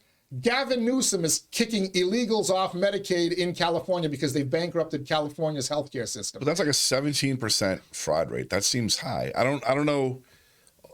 My question would be, is it really that high? Or like, do we know? Like, I don't know. Can we investigate it without throwing our hands up in the air and storming facilities? That seems- Can we investigate it without scapegoating individual people and saying Well, I this think is you the need an case? example of well, what's going fine, on. you need an example, but like I think the bigger question should be, why is our societal system set up this way to keep people in poverty to begin with? That's a I'm good not point. gonna fault. I'm not gonna fault someone for coming over to this country, being able to take an ID, and being able to get all these benefits. I'll fault them. Well, fine. At some point, But you at the gotta end live of your the life day, the right way. but You at the gotta end of the decide day, what's right and wrong. But at the end of the day, you're making it harder for people to live life the right way. I mean, people aren't happy sitting at home collecting checks for no. But real happiness. She was. No, real happiness, real autonomy, real personal sovereignty comes from going out, Right. being and when you're able to work, being able to work. Sometimes you fall on hard times. Sometimes you need a bridge.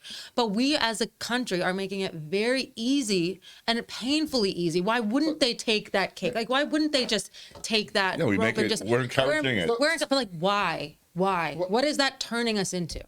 Dependent, very Completely compliant. dependent and Okay, compliant so instead of on the faulting this United woman, States government. instead of faulting this woman who's taking advantage of a system that makes it very easy for her to take advantage of that, why aren't we faulting the way things are being set up? That's the big question. well, some of And us are trying. Well, you're falling for this. Some of you're us are falling trying. for this narrative and blaming this one woman. You should really, really focus on why is this system set up that way and what is it creating? But here's the problem, Michaela, because there's a certain population in this country, damn near close to 50%, that's telling you this isn't happening.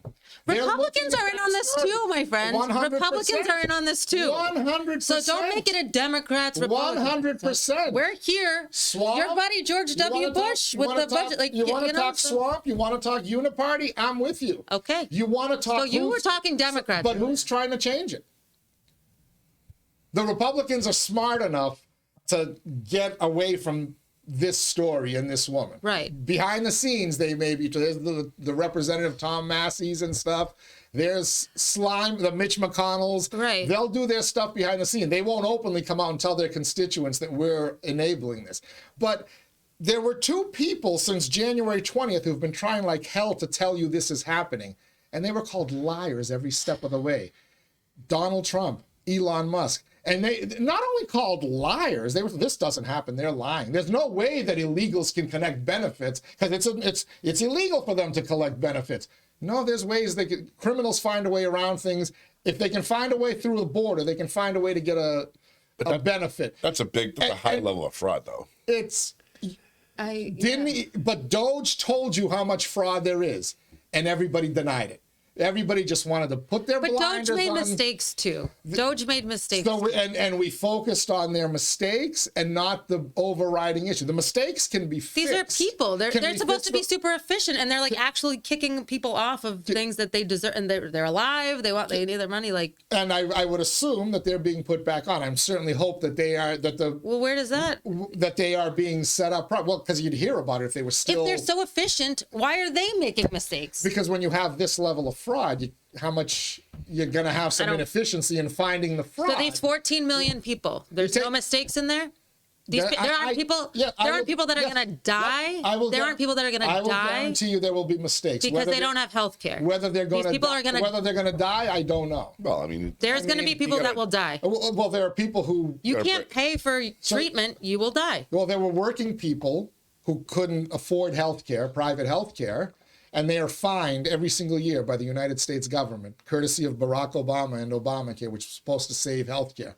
United States citizens, working United States citizens, had to pay money every year to the federal government because they couldn't afford private health insurance and their employer didn't offer it. So they just gambled and went without health insurance. Yeah. And they paid fines while other people got their health insurance for free without ever working and contributing a penny into the system.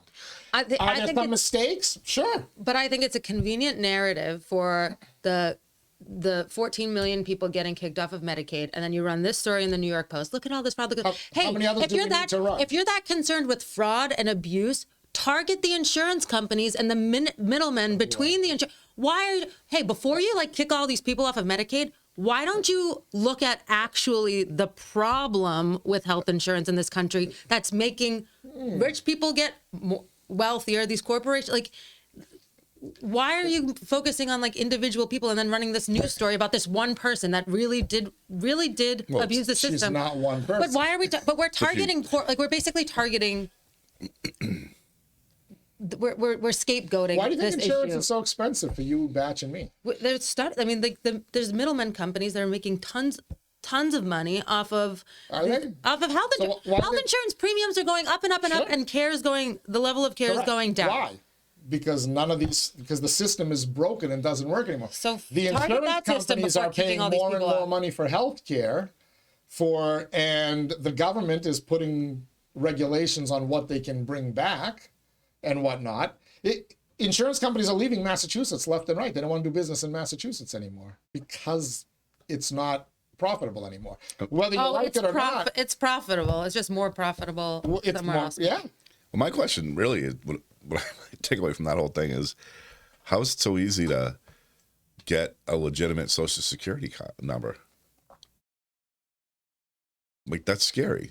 If you find that's the basis. Find a law or a guideline, and somebody will find a way around it. Well, I mean, there's organized ways to get people know where to turn to get all this information. So that's what I want to know. How many are they fake Social Security numbers or are they real Social Security numbers? Either way, how does that shouldn't the system? How is it not checked? Yeah. The system needs to really crack down. And unfortunately, the way you crack down on that is you find individuals. So yeah. And you find out how did this happen. There's 6 million people, or whatever the number that Donald Trump gave in his State of the Union address, who are 150 years old collecting Social Security. Everyone's like, oh, they're not. How are they spending it if they're dead? They're not the ones collecting. Somebody else is collecting it. And how do the people know whose Social Security number is available to be swapped out? It sounds a little bit like an inside job, doesn't it? Well, of course it is. Almost like there's people who have access to these numbers while we're worried about what Elon Musk and his computer geeks are doing with this data because they're going to steal your money. Well, my dad just opened 10 credit cards. No, I'm just kidding. You may want to check on that because it may happen. No, I mean, I did it. No, I'm just kidding. No, I'm just kidding. It may happen. But it'd be easy to do it because you give these Social Security, you give these SSI numbers out everywhere, like credit card companies. There's so many ways to steal. And this has been going on. This is nothing new. I've seen this for at least 25 years where people are. But yeah, when people claim it, you're gaslighted. You're told this isn't happening. It can't happen because the law forbids it. Right on down to the voting. Yeah, I mean, she voted. This woman voted. And now in Mass, she's not. Oh, she's alone, right?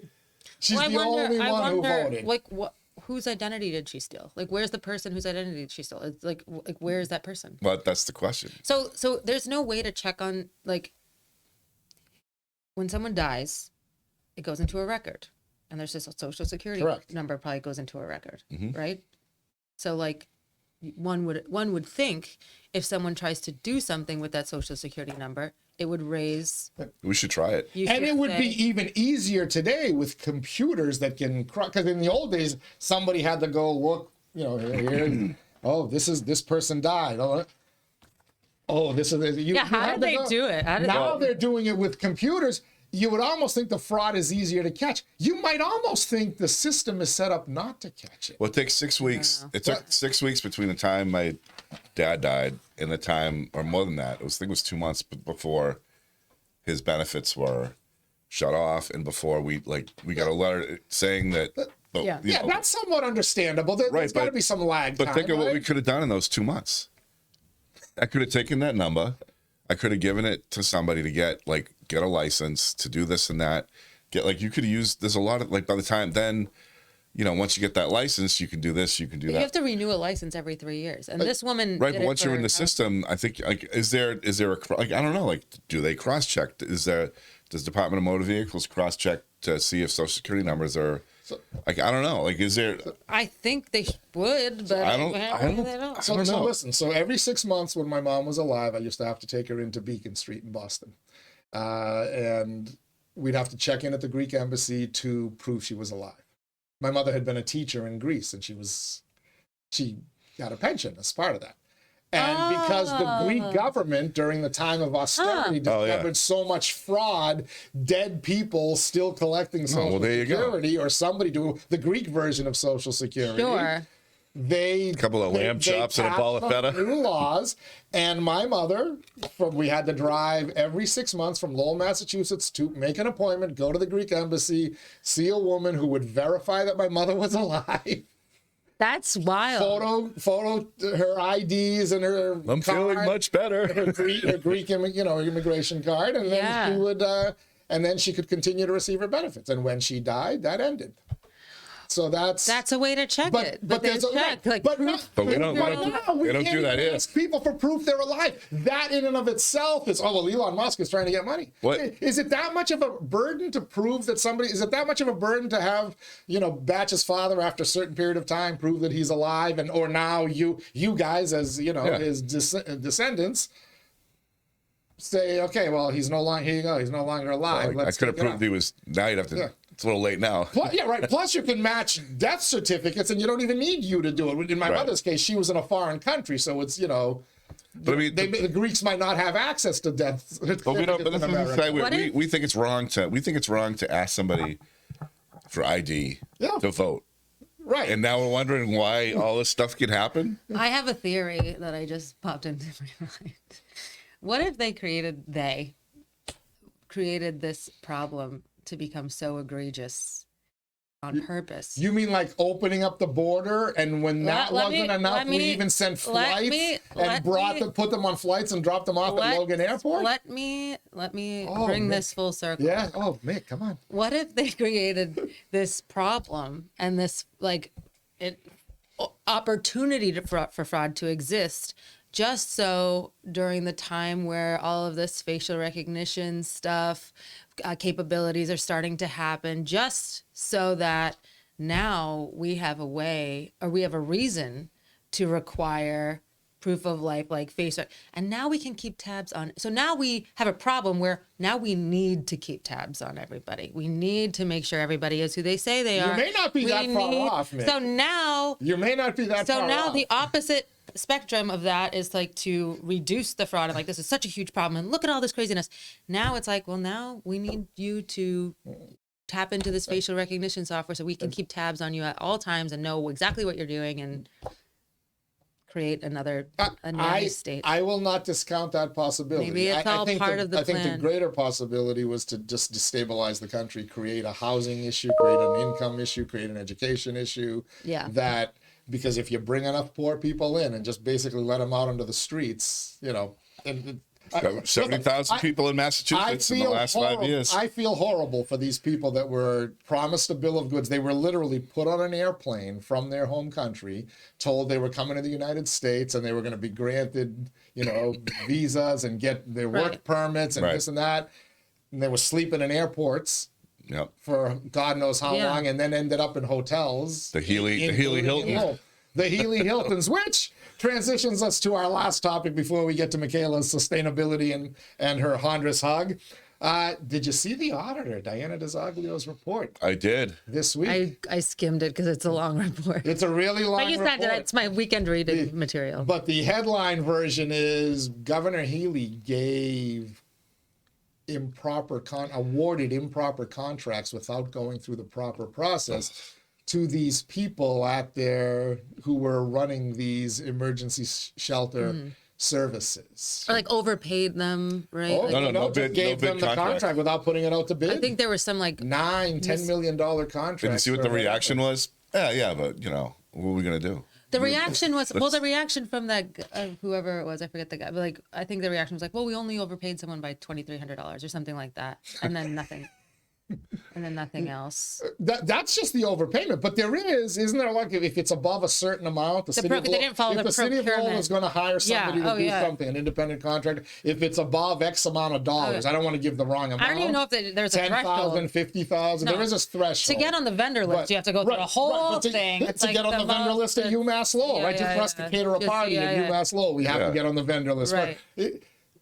Governor Maura Healey handed these things out. Now, mind you, it's not just Maura Healey, and it's not just the migrant situation. Let me take you back to COVID. Do you think it's a coincidence that Charlie Baker, because originally, remember, doctors' offices were all going to have they were going to give you the COVID vaccines. Yes. You were going to go get tested in your doctor's offices or your local hospitals, and doctors were going to buy these refrigerators because you had to keep the COVID vaccine at a certain temperature. My practitioner, the dearly departed Dr. George Maltzakis, went out and bought one of these specialty refrigerators or freezers. They didn't give them to them? And then they didn't award them. They told them they couldn't give the COVID vaccines. And you know what they did instead? Now, they eventually set one up at Lowell General. There was a lot of kicking and screaming, but they eventually set one up at Lowell General. Gillette Stadium, Fenway Park. Now, what did they do? What did they do to the people who own Gillette Stadium and Fenway Park? They paid them. They shut out their seasons, right? The seasons got. No, they couldn't. You were allowed to play baseball and football, but you couldn't have people in the stands. So there's your revenue. That's when they had like the cutout signs of people, correct. right? Your ticket revenue and your concessions revenue and your parking revenue disappeared. Best season Oakland Athletics. Don't worry, we'll give Bobby you some Kraft, COVID. John Henry. How about if we set up a vaccine clinic for you at Fenway, and we will pay you for this? And then, do you know who they paid to? That's wild. Do you know who they hired? We subsidize the sporting people. Correct. Sport people. Millionaires, subsidizing millionaires. As a person that doesn't benefit from sports watching regularly, I'm upset. I'm upset. Okay. Now, I'm going to take it one step further. Do you remember who they hired to manage these vaccine clinics? Oh, gosh. Vaguely. It was... Go ahead. The gentleman's name was Dave McGilvery.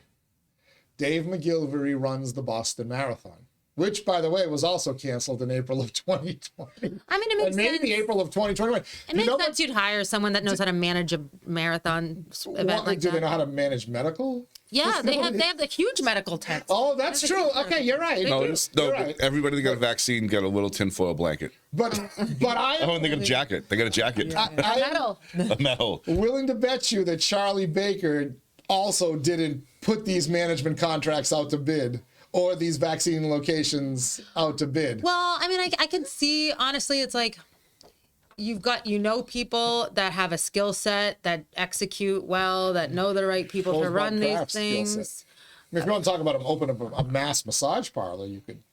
Or a paper bill. Do it down in Foxborough. A paper bill? That's where you get all his money from. Oh, good to know. He made his money the old-fashioned way. He married it. Yeah, it's true. Just like the other Bill Belichick. How about that? Do you remember the big empty? I get them confused. well, a couple of reasons. The big empty open air. Was it open air? But the big, like all the beds they had put into. Was it at the arena or something? UMass Lowell? Like they opened up like an emergency. Oh, the recreation center across from the Yeah. Yeah. And you know who had the contract to run that? Was it Aramark? CCA. Oh, CCA.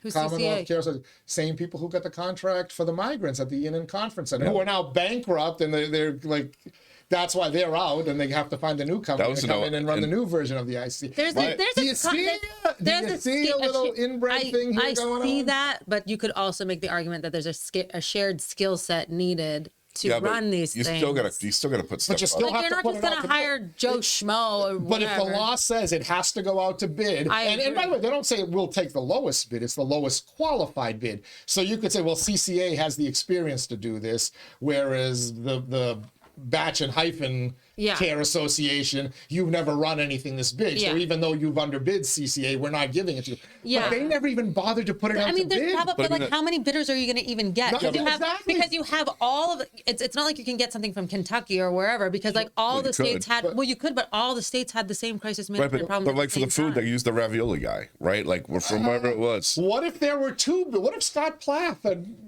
Moonstones and Cobblestones, now just Cobblestones, could have fed folks at in the migrant shelters for food? Why wasn't he allowed to bid? I just picture some poor guy from Haiti being like, "What the fuck is this thing?" Like meatballs. He gave it to the ravioli guy. Best chicken fingers I've ever had. The ravioli guy who happened to be a real contributor to her campaign. Like that's one of those things where that could have been put out to bid.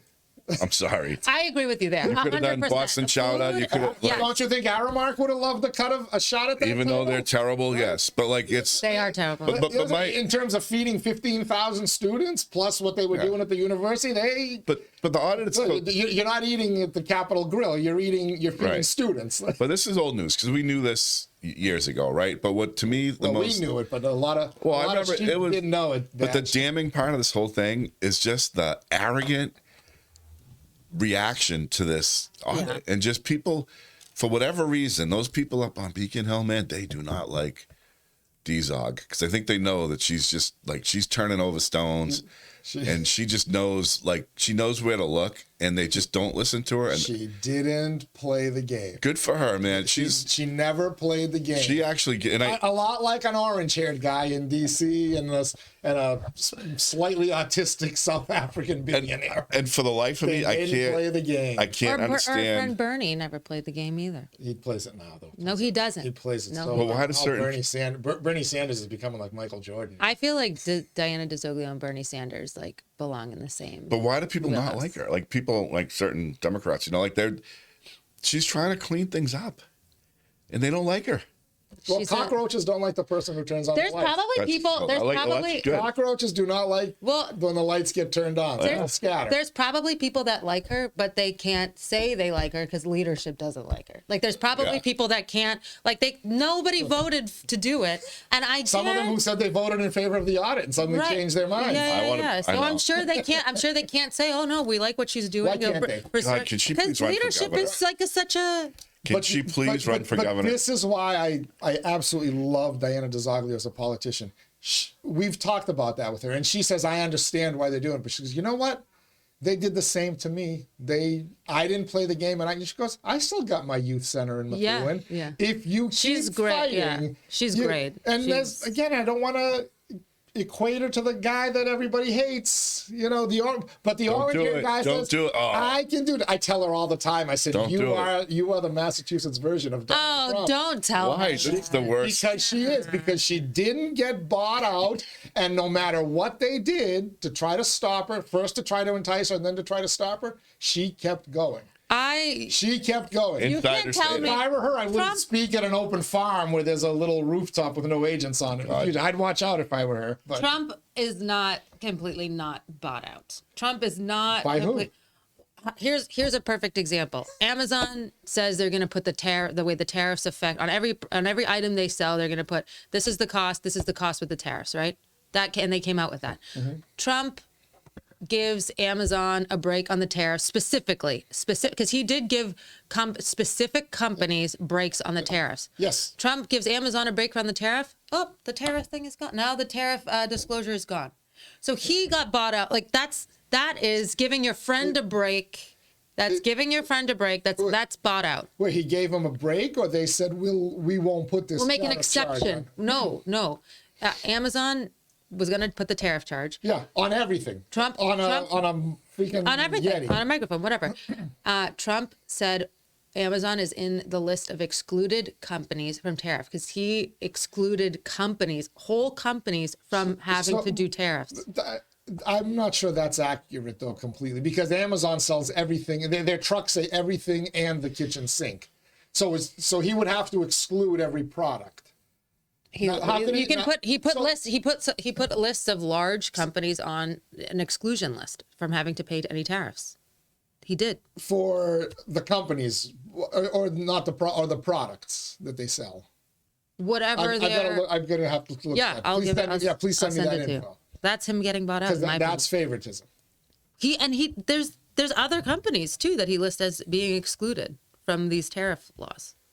Companies or specific products, and the companies that do the products Corporations. All right, we gotta. We'll say. To be continued. I What are we doing? 100 minutes for the 100th? We're pretty close. We're another 6 minutes. We're at 100 minutes. So, Jesus. Michaela, Sustainability Council. What are you guys up to besides stretch marks? So now we're doing. We're gonna like tackle like specific things. So we meet once every month. So we only meet 12 times a year. So we're gonna try to like tackle like specific. We're gonna have theme parties. So like the next theme party for our June meeting is going to be all about specialized stretch code, and also stretch pants. Everybody's so it's like an energy. What is the specialized stretch code? So it's a different version. It's a kind of like a souped up version of what we already have as existing stretch codes, which are energy codes for buildings, and the specialized stretch code only applies to new construction, and like so it doesn't affect all electric appliances. You must have heat pumps. Whatever you have to have certain there's certain dribble showers. Yeah. So we're just gonna. And can I get my water pressure back? So before like fully kind of like supporting this, we want to like understand it a little bit better, get feedback from like developers, like the city, the people that have to actually like implement these codes. You sure you want to get that feedback like people, from the developer? Well, it's also like gonna affect the cost of housing. So like getting feedback from like people like CBA and providers of affordable housing, because we don't want to, so things like that. So if anybody's interested, it's the fourth Thursday of every month. These are open meetings to the public. So can you promise me that you will have like real developers come in there, not these pseudo government agencies? Give me some names that you want us to go talk to a Brian McGowan. Okay, bring in a David Daly. Yes. Dare I say a Sal Napoli, but people who do massive development. We want to hear and they can tell you how much will it add. We see if the city will give you cabot and Forbes or whatever that. Call some small ones too. How does it affect that? Call some small ones too, because again, the guy who does the 8-unit condo thing, Heritage Properties. Call these developers, talk to them, not just the pseudo government agencies, because you know what they'll tell you whatever they. Well, we want to hear. We want to hear a good mix so that we can provide like feedback and collect feedback and say. Ask an inspector too. I like it. Yep, exactly. This the City of Lowell building. Exactly. Yeah. I like exactly. it. I thought it was too like. And then, go ahead. Well, I was gonna. Are Batch and I gonna get invited to a seat on the Sustainability Council? You have to be a Lowell resident. You have to be a Lowell resident. But you can still. Is there a Lowell business person waiver? We can ask for you. We can ask. We'd be happy to. I'd love to sit with Ryan Oates. Yeah. Well, you can. Oh, that's the he's on the sustainability. Yeah. He's awesome. He's been really instrumental in the styrofoam ban. So we're gonna be. I'm fine with that, by the way. So before, and it's only gonna affect restaurants with revenue of $500,000 a year and over. So we're not right. So we're not going after the small businesses. You're not. How much? What do you mean? That's not a lot, or it's a lot? Going after Athenian Corner. You don't use styrofoam, though. I don't think. We do have them for the baklava to go. For the baklava. Okay, well then people are gonna have to get the baklava. No, we don't. No plastic in the soup. Yeah. Which, by the way, will be the next thing they'll try to ban, because What the hell would you put it in if they got rid of plastic? Well, no, it's only styrofoam, and so we're gonna be that wouldn't go well. So we're also trying to kind of like get a good level of feedback. I mean, Ryan got 70 signatures on, or not 70 signatures, but 70 people to kind of like support the idea. So there's support for it out there. How many were in opposition besides me? I read your response. Was I on an island? I read your response, but I didn't put my name on it. How'd you know it was me? We're doing. I saw the survey results, and I could honestly tell what you wrote an open-ended response, and I was like, I know you were the one that was like, don't stop micromanaging small businesses. Is that you? Yeah, I could tell exactly what it was. That's exactly what I said. But yeah, so we're going to be tabling at the Folk Fest. We're going to be looking at all the containers that are used at the Folk Fest. What if the Folk Fest can't afford to give you a table and a tent? Are you guys going to get your own and set up? We have our own tent. Because I'm trying to save the Lowell Public Schools money. Superintendent Skinner invited me to go over their budget with him and save them money. I'll sit there with the chair. I'll sit there with a chair with a little balloon attached, so you can find me, and I believe Artie Sutcliffe, the three of us could get together with Artie Sutcliffe, save $20,000 from the Folk Festival budget, and it'll be an even better event. Wait, are those tables free? Somebody has to deliver them. These big tent, you're sitting around the Athenian on Sunday night. We're draining the tubs, and these companies come in with tents and whatnot and install them. Oh, they do that? They get paid. That was you. Yeah. Oh, me at the Athenian, yes, but the ones like out the on the street, official ones, like the yellow official No, ones, I'm saying like if a nonprofit sets up a table, they have to pay for they have to pay something. But what is the There's a vendor- Sustainability Council going to pay? They're not really getting revenue. The We don't- nonprofits are We selling don't have a food. budget this Right. year. Also, The nonprofits are selling food. but The if you're giving vendors are selling food. They can afford to pay for their folk. No, but if you're festival giving out tent. information, you should still have to pay. You think the recycling committee is, because they have their little operation there? Do you think they're paying for their? why would they were gonna have pay to be there I'm saying. recycling, doing that whole Right, thing? that's what No, I'm saying. like not they're paying, providing a but the service. event costs money. But like if you're giving out information on like I don't know how to dispose of your diabetic syringes correctly, or whatever, like you should be able to pay to have a table. I think you probably can. Look into it. Yeah, everything should have fee based. All right, Fee-based Sustainability economy. Council. That's what I want on. All right, we're in our 100th minute. There you go. 1 hour, 40 minutes. We're about to hit it. Holy 100 cow. shows, 100-minute show. We need to end it. Okay. I need a hug. I'll be quick. Michaela. I need a hug. So this week's 100th episode hug is this is Memorial Day weekend coming up, and we should celebrate all of the people that served and gave the ultimate sacrifice to fight in honor of protecting our freedoms as a country. It's like a huge, a lot of people have, served because it's generational. Like a lot of people serve because, their parents, grandparents have served in the military. We have a long history of people really like fighting for our country. And I think that's... We're going to have a special former Senator Pana Jatakas, who we mentioned has written a Memorial Day article. We're Oh, gonna publish wonderful. that on Memorial Day on InsideLowell.com. I think every year in the U.S. that the U.S. has been in existence, there's been a deployment somewhere.